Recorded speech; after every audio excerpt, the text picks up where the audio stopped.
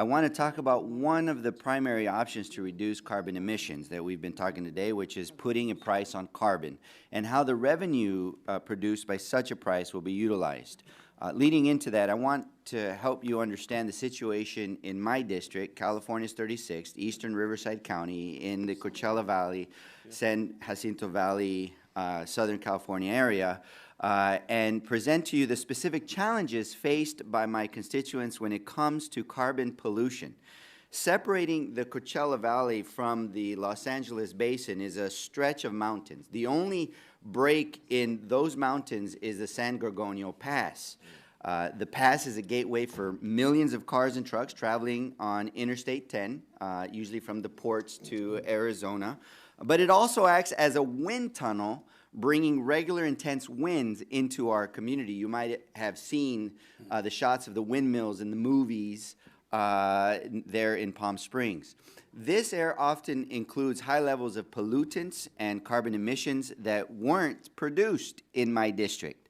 According to an analysis done by Northern Arizona University, the Los Angeles County produces 55% of all the emissions from the 5 surrounding counties, including San Bernardino, Riverside, Orange, and Ventura counties. In fact, the carbon pollution from the ports alone matches the total residential and commercial output from all of Riverside County. Just think about that.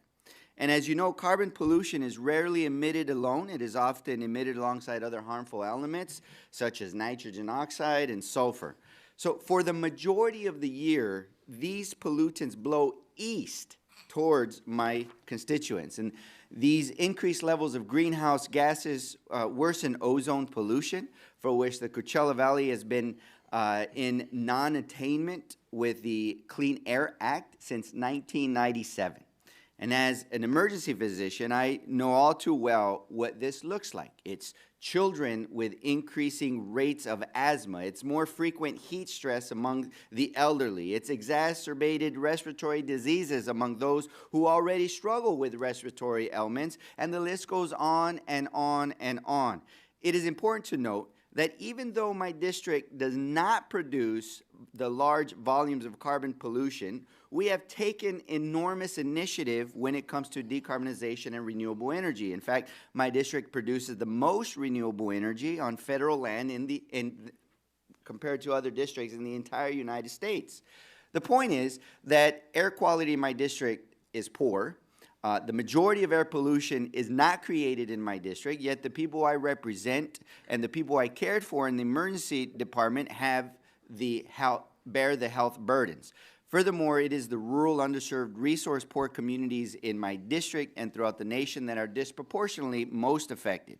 So how do we address equity in any cost to carbon emissions so that those who don't produce the pollution, don't live in a big city, but are impacted by the pollution caused there, get their fair share of revenues to address the public's health?